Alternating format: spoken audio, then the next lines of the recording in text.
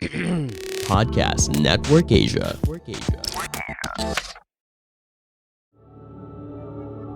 This episode may include topics, references, or discussions around sexual assault, domestic violence, stalking, physical violence, or subject matters that may be disturbing to some of our listeners.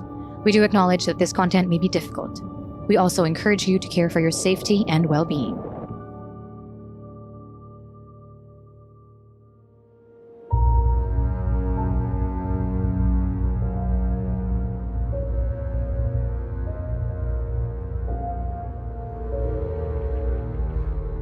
Shocking, sad, revealing, and deeply researched, PH Murder Stories podcast covers the true account of infamous killings and true crime stories from the Philippines. There's no such thing as questions, just hidden answers. Stay tuned as we revisit the inconceivable crimes that exist. Some listeners may find the following content of PH Murder Stories highly disturbing due to its graphic nature. PH Murder Stories does not condone nor promote violence of all sorts. Viewer discretion is advised.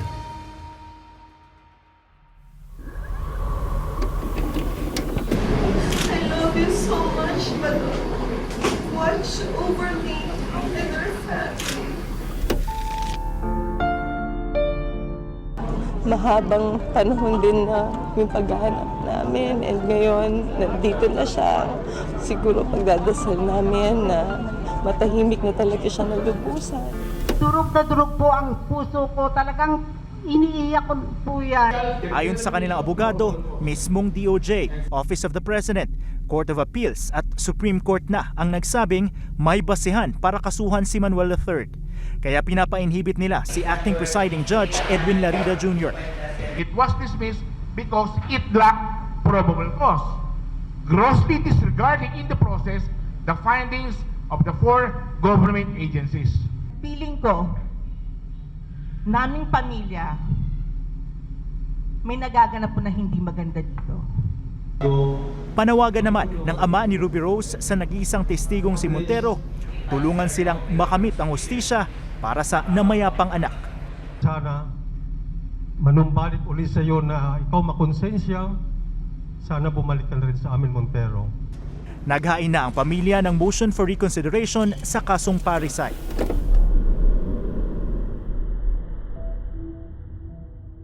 In 2007, a young mother fighting for custody of her two daughters suddenly disappeared.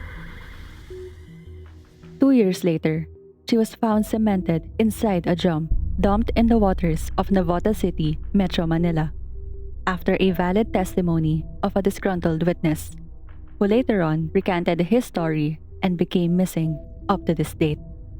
More than a decade later, her family is still seeking justice despite the overwhelming motive that the alleged suspects have. Ruby Rose Barrameda was only 27 years old at the time of her disappearance. She was last seen by her sister, Rochelle Barrameda, a well-known celebrity at the time, on March 14, 2007, after receiving a devastating court order that quashed Ruby Rose's motion for a temporary protection order regarding her custody battle with her former husband. The court granted sole custody of their two daughters to Manuel Jimenez III, or most commonly known as Third Jimenez. Earlier in the same year, the former couple decided to part ways due to irreconcilable differences.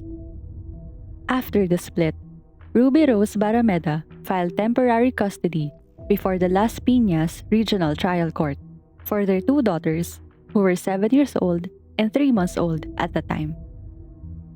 Unfortunately for Ruby Rose, the court favored Third Jimenez to have sole custody of their two young daughters, which led her to file a temporary protection order to see her daughters despite not having custody. In the Philippines, there is also a general rule regarding awarding custody over children. According to the law, no child under 7 years of age shall be separated from the mother unless the court finds compelling reasons to order otherwise. However, this rule is not absolute. There are compelling reasons that may deprive a mother of custody, such as abandonment, abuse, drug addiction, unemployment, insanity, and negligence, among others. According to Rochelle Barrameda's testimony, Ruby Rose panicked and tried to reach her lawyer on the same day after receiving the saddening court order. She then promptly decided to go to the bank, then straight to her daughter's in Third's family home, located in an exclusive subdivision in Las Piñas City, at 2 o'clock in the afternoon, which was her regular schedule since the custody battle. Unfortunately, little did Ruby's sister know that it would be the last time that she would see her sister alive. At 4 o'clock in the afternoon, Rochelle received a call from Ruby Rose's friend, asking about her sister's whereabouts because Ruby Rose was not answering her calls. After the phone call, Rochelle got worried and tried to call her sister as well, but nobody answered. Rochelle then asked her maid to contact the Jimenez household to confirm if Ruby Rose was still at the house. Attorney Manuel Jimenez Jr., the father of Third, answered the house helper's call and told her that Ruby Rose was not there. Rochelle tried to reach Ruby Rose's ex-husband, but he was also not answering. Ruby Rose did not come home on March 14, which led to Rochelle reporting her sister's sudden disappearance to the police. In the duration of Ruby Rose's disappearance, the Barrameda family has exhausted all efforts into finding her. The family distributed flyers with her photo and offered reward money to anyone who might have information about Ruby Rose's whereabouts. Robert Barrameda, the father of Ruby Rose and Rochelle, even consulted with a fortune teller in the Bicol region to shed some light about his missing daughter. Sadly, the fortune teller told him that Ruby Rose was already long gone. On June 10, 2009, the fortune teller's prediction became a reality. 2 years after searching for Ruby Rose Barrameda, the authorities recovered a large steel case in the waters of Navotas City. The place where they found the steel case was located in the Philippines' commercial fishing hub, where it has the third largest fish port in Asia. At first, the authorities tried to claim the steel case a day before, but failed due to the lack of tools to pull the sunken material underwater. On the following day, the officials came back in the afternoon and finally recovered the steel case, which was later on brought to the crime lab and was opened in the evening. The investigators uncovered a drum inside the steel case. They found a cemented woman's body with her hands and feet cuffed and tied together inside the drum. Based on the medical legal report, the victim was tortured before, based on the bruises, and died of strangulation before being put inside a drum where the perpetrators filled it with cement. Then, placed the drum inside a steel case and were sunken down a few kilometers away from the shore. According to DNA and dental records, the authorities confirmed that the body they discovered was indeed Ruby Rose Barrameda. Furthermore, the police have also positively confirmed that it was her body based on Rochelle Barrameda's detailed report about her sister's clothes on the day of her disappearance, which matched the same clothes the victim was wearing. Before uncovering Ruby Rose Barrameda's body, a witness named Manuel Montero came forward and told the police that he knows what happened to Ruby Rose. To confirm his claim, Montero guided the authorities where the perpetrators dumped the steel case, which turned out to be accurate. He also told the officers that he was the one that filled the drum with cement and built the steel case. Furthermore, Montero, at the time, confessed to the crime and alleged that Ruby Rose's father-in-law, Manuel Jimenez Jr., and his brother, Lope, ordered the killing together with his accomplices, Eric Fernandez, Robert Ponce, and Leonard Spike Descalzo. Manuel Jimenez III, the ex-husband of Ruby Rose Barrameda, is a businessman that belongs to a wealthy family. His father, Manuel Jimenez Jr., owns several businesses, including fishing, agricultural companies, farmland, a poultry farm in the province of Cavite, and several gasoline stations. Third's uncle, Lope, owns the Buena Suerte Jimenez Fishing and Trading Incorporated in Navotas City, where the alleged murder happened. Besides the previous testimonies of Manuel Montero, public opinion suggests that the Jimenez clan was behind the gruesome slaying of Ruby Rose Barrameda.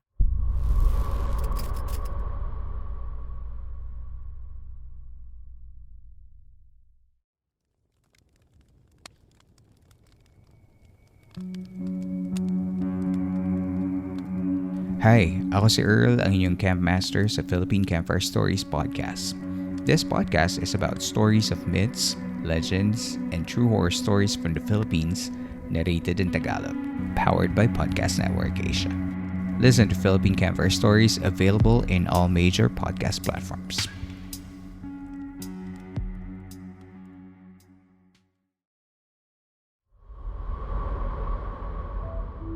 On June 17, 2009, a week after the shocking discovery of Ruby Rose Barrameda's corpse, she was finally laid to rest at the Manila Memorial Park in Sucat, Parañaque City. However, her daughters did not attend her funeral.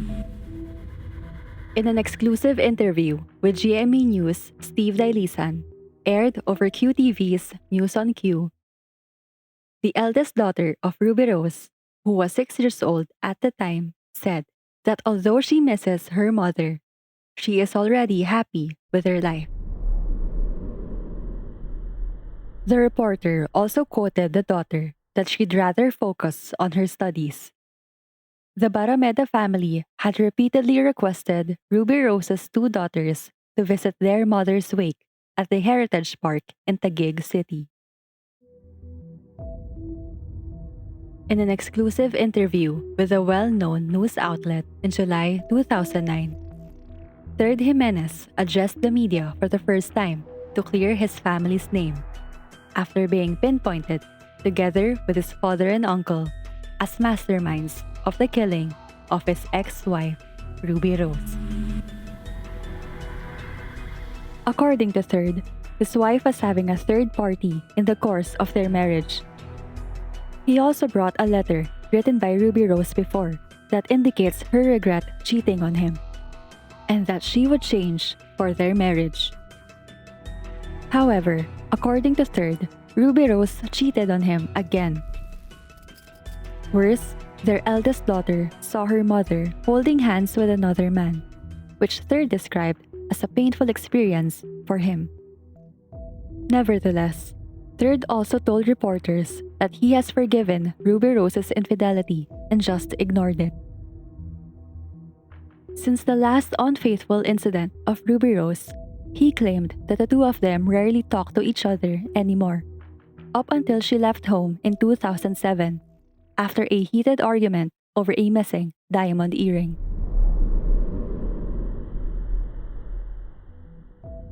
A few months later, Ruby Rose filed for a petition seeking custody of their 2 children, which she lost before her disappearance. Manuel Jimenez III also denied the allegations being thrown at them that he and his family are behind his wife's slaying. He also claimed that the body uncovered by the authorities is not Ruby Rose. According to Third, he has a gut feel that his wife may still be alive. However, authorities think otherwise based on the overwhelming evidence that the corpse they found is Ruby Rose Barrameda. However, Rochelle Barrameda retaliated with Third's statements. She claimed that Ruby Rose did cheat on her husband, but it wasn't why she left. Rochelle also told the media that her sister left her husband because Third was beating up Ruby Rose by repeatedly banging her head in a cabinet, which their eldest daughter witnessed. In the course of the investigation, Manuel Montero, the star witness, claimed that he was the chief operations manager at the Buena Suerte Jimenez Fishing and Trading Incorporated, owned by Lope Jimenez. Montero also described the other suspects' connections to the alleged masterminds. Eric Fernandez as the driver of Lope, Leonard Spike Descalzo as the bodyguard of Third, and Robert Ponce as another employee of Buena Suerte Jimenez Fishing and Trading Incorporated. Furthermore, Montero also stated that Manuel Jimenez Jr. carefully planned the murder of Ruby Rose Barrameda 2 days before her disappearance in the BSJ conference room. A certain Rudy de la Cruz, which wasn't in the list of suspects charged with murder, was tasked by the masterminds to find a steel case that will hold the drum with Ruby Rose's body. Meanwhile, Fernandez, Descalzo, and Ponce were assigned to abduct Ruby Rose from the home of the Jimenezes in Las Piñas.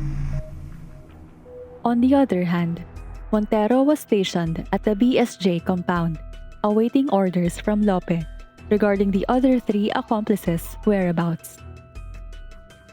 Ruby Rose Barrameda arrived in the compound inside a white Ford E150 van with Fernandez and Descalzo, together with her green Mitsubishi Galant that was driven by Ponce. Montero first saw Ruby Rose inside the van with something covering her mouth, hands cuffed, and feet tied together. According to Montero, he tried talking to Ruby Rose and asked why his bosses were abducting her.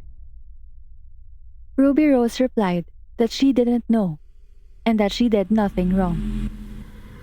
After receiving the go signal from their bosses, Montero witnessed Descalzo strangle Ruby Rose to death.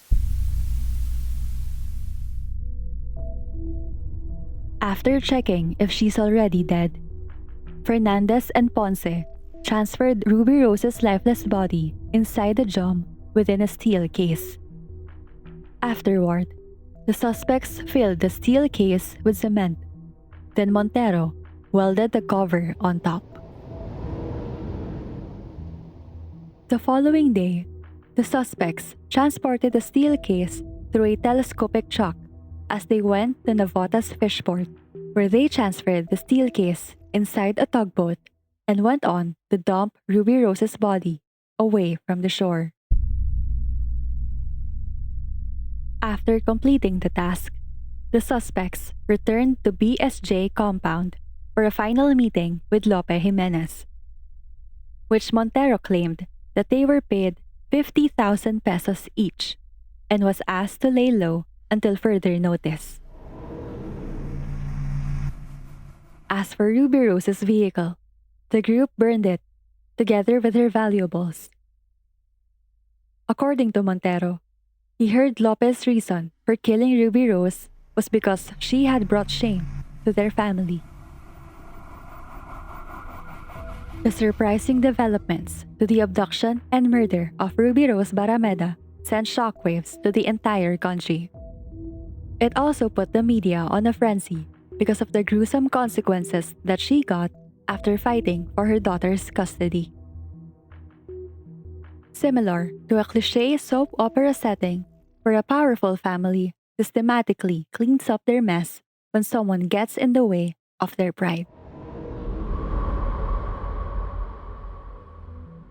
On August 24, 2009, the Department of Justice filed murder charges against Manuel Jimenez Jr., Lope Jimenez, Manuel Montero, Eric Fernandez, Robert Ponce, and Leonard Spike Descalzo at the Malabon, Navotas Regional Trial Court. A few months later, the Department of Justice also ordered the filing of parricide charges against Manuel Jimenez III as a co-conspirator. He later appealed to the Office of the President for a reversal of the order, but was rejected. Attorney Manuel Jimenez Jr. voluntarily surrendered to the police. However, he was put into hospital arrest at the Angono Medics Hospital due to an alleged illness. A few months later, reports circulated that Manuel Jimenez was living comfortably in the Philippine Heart Center. His long stay in the government-run hospital has raised many eyebrows. Many questioned Jimenez on why he can't be discharged when there is nothing wrong with him, so that other patients could use his room. The doctors, however, cannot evict or discharge him because he is a paying patient. Hospital officials also could not order his attending physician to transfer him to another hospital since a Navotas City court gave explicit orders that Jimenez must not be returned to the Angono Medics Hospital, where he was previously confined. Furthermore, doctors told the reporters that only the nurses tasked by Jimenez's attending physician were allowed to enter his room to administer his medicine. Ironically, state doctors could not interfere in the case because the government employs them. During the trial, Manuel Montero told the court that he was testifying because he got scared for his life, and the other accomplices were nowhere to be found. He further elaborated that his conscience was getting the best of him and tried to resign from work. However, Lope Jimenez did not allow him and told him to stay put for another year. Montero did not follow Lopez's advice and went as far away as possible, together with his family.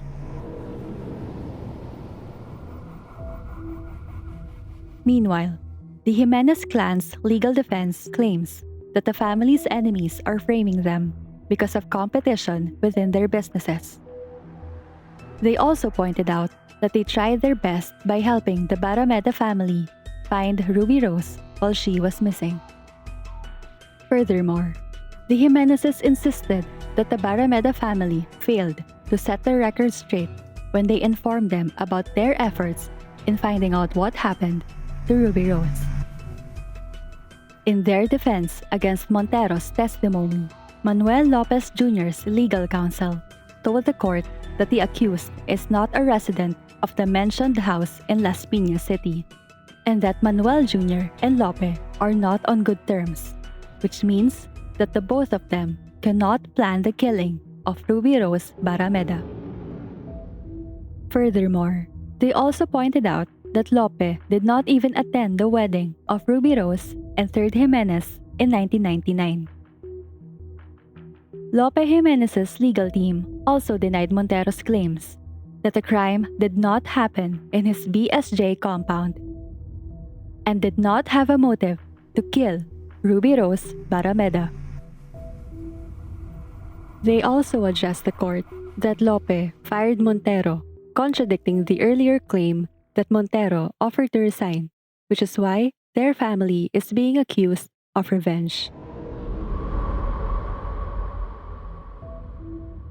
In the same year, Lope Jimenez has been charged with another crime for the alleged smuggling of over 63.6 million pesos worth of diesel oil by his company, BSJ. The Bureau of Customs filed charges against Jimenez before the Department of Justice for reported violations of the Tariff and Customs Code, Philippine Clean Air Act, and Biofuels Act in connection with the supposed illegal importation of more than 2 million liters of diesel. In 2011, 2 years after being charged with murder, Leonard Spike Descalzo was the first accomplice to be arrested after a witness alerted the police. He was caught in the province of Bataan where his family lives. Furthermore, authorities found out that he was a former member of the Bataan Police who was dismissed from the service in 2001. Meanwhile, the police failed to know the whereabouts of the remaining suspects, Lope Jimenez, Eric Fernandez, and Robert Ponce.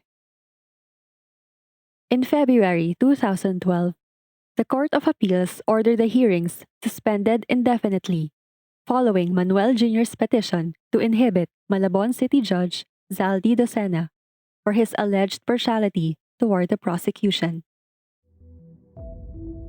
In his complaint, Manuel Jr. accused Docena of grave abuse of discretion when he granted Montero's appeal that he be allowed to turn state witness.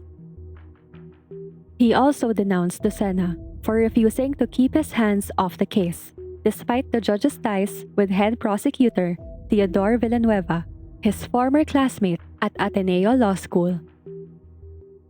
A few months later, the Court of Appeals 10th Division granted Manuel Jr.'s petition and ordered the cases re-raffling to another judge.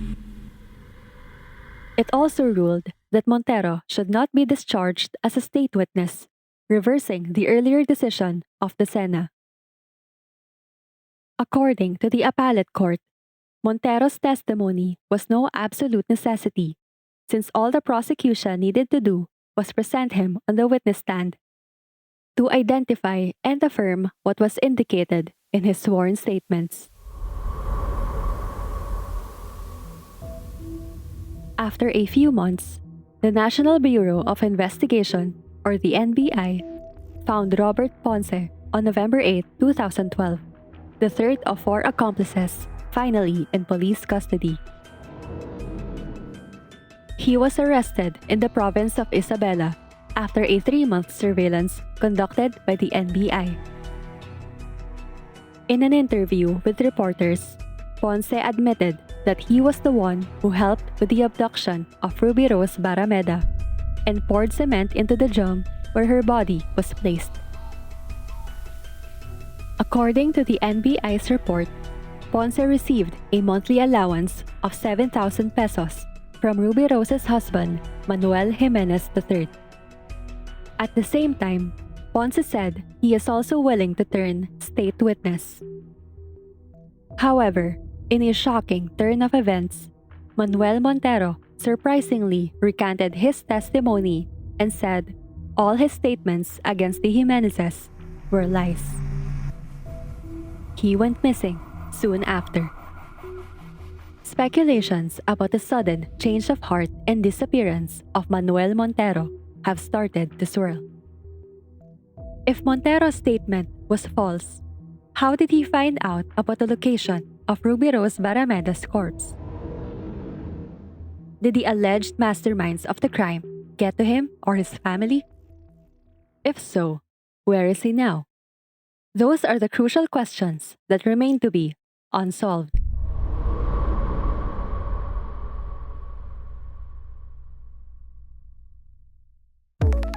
Hey there! If you're a big fan of Suits, How to Get Away with Murder, Law School, or even good old forensic files like we do, then the Courtroom Podcast will surely be your next favorite show. Prepare to be entertained, thrilled, and informed as we delve into real-life cases, landmark rulings, and true crime based on actual Supreme Court decisions. Sounds cool, right? Then do check it out after listening to this podcast. See you at the courtroom!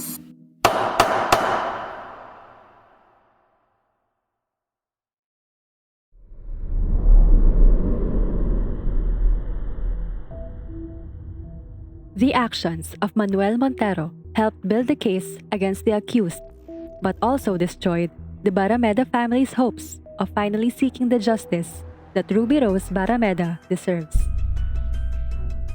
Due to the catastrophic consequences of Montero's incomplete and recanted testimonies, the court allowed the 3 accused to post bail the day after the judge approved their petition in 2015. Descalzo and Ponce posted bail of 100,000 pesos each, while the judge set a bail bond of 75,000 pesos for Jimenez after he noted that the accused voluntarily submitted himself to the court's jurisdiction. In the same year, the Malabon Regional Trial Court decided to remove Montero's unfinished testimony from the records. The court ruled it cannot admit his previously sworn statements as evidence. Without their supposedly overwhelming proof, the prosecution had only police officers on its side, who only had a hand in recovering Barrameda's body. Unfortunately, none of them pointed to the suspects. On August 15, 2019, after a grueling decade of seeking justice, the Malabon Regional Trial Court acquitted father and son Manuel Jimenez Jr. and Manuel Jimenez III in the sensational murder case of Ruby Rose Barrameda. According to the court, there was a lack of evidence on record after the main witness recanted and disappeared. The Malabon RTC Branch 170 cleared Manuel Jimenez Jr. of murder and Manuel Jimenez III of parricide. Also acquitted were Lope Jimenez, Leonard Spike Descalzo, and Robert Ponce, whom Montero earlier pointed to as the ones who allegedly ordered the murder by the Jimenezes. After the court's saddening decision, the Barrameda family said, quote, "To us, justice was so unreachable. We were at our lowest point when we got the dismissal order." Unquote. Subsequently, in an attempt to resolve the case, Ruby Rose's mother, Asuncion, has urged President Rodrigo Duterte and the Department of Justice to look into the matter, citing President Duterte's experience as a prosecutor before becoming a well-known mayor of Davao City. Asuncion also said, quote, "I am appealing to President Duterte so that we would have the chance to obtain justice." Unquote. She also asked for Justice Secretary Guevara's guidance to help their family pursue the parricide case they had filed against Ruby Rose's husband, 3rd Jimenez. Meanwhile, the Barrameda's family lawyer, Al Lazaro, said they would be coordinating with other agencies such as the DOJ. He also said, quote, "This is not the end of the story. The case was not dismissed based on the merits. In fact, it did not even reach arraignment, so there is no double jeopardy here." Unquote. The family also addressed the missing star witness, Manuel Montero, to come out. Furthermore, on September 23, the prosecution filed a motion for reconsideration with a request for the inhibition of Larida for grave abuse of discretion and authority and error in judgment for allegedly ignoring the decisions of 4 government offices that ruled that there was probable cause against the accused. However, in a court order dated November 28, 2019, Judge Zaldi Dacena of the Malabon RTC Branch 170 denied the prosecution's motion for reconsideration to reverse Acting Presiding Judge Edwin Larida Jr.'s August 15 decision, dismissing the murder and parricide charges filed against Barrameda's estranged husband and father-in-law. The judge reiterated Larida's ruling that the court could not rely solely on the sworn statement of former star witness Manuel Montero, linking Jimenez III and Jimenez Jr. to the murder in a separate order dated December 11, 2019. Judge Dacena granted Lope Jimenez's motion to cancel the warrants of arrest issued against them for lack of probable cause, dismissing the murder raps filed against them. Since the start of 2020, there have been no new charges filed against the auspicious suspects. Ruby Rose Barrameda has been denied the justice she deserves, From fighting for her children's custody in 2007, up to the decade-long back-and-forth legal proceedings in solving her murder that shockingly went in favor of the accused once again.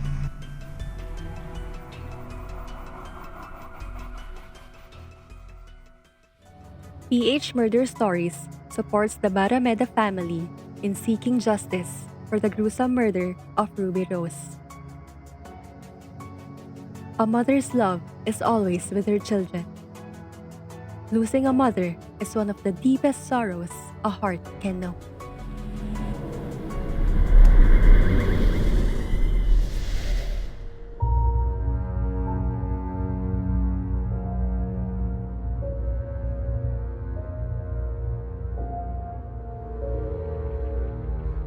For further updates, please follow us on Facebook, Instagram, and Twitter at PH Murder Stories, and subscribe to our YouTube channel, PH Murder Stories. If you have case suggestions, please go to our website at phmurderstories.com and fill out the request form at File Your Blotter.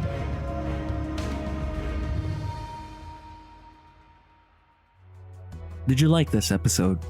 Give us a rating on Apple Podcasts, or if you're listening on other platforms, kindly send us a review on our Facebook page or send us a tweet. You can also share our podcast to your Instagram and Facebook stories through Spotify. We're also inviting you to join our Facebook group, PH Murder Stories The Verdict, and participate in our discourse about true crime, both local and international. This group is a safe space for true crime and mystery fans like us who want to engage in thorough discussions about the subject. To all our listeners, we hope you could support us on Patreon. If you're fond of online shopping, you can also help our team earn a small commission by clicking our Lazada and Shopee affiliate links found in the description. Any amount you contribute will enormously help support our team to produce more quality content.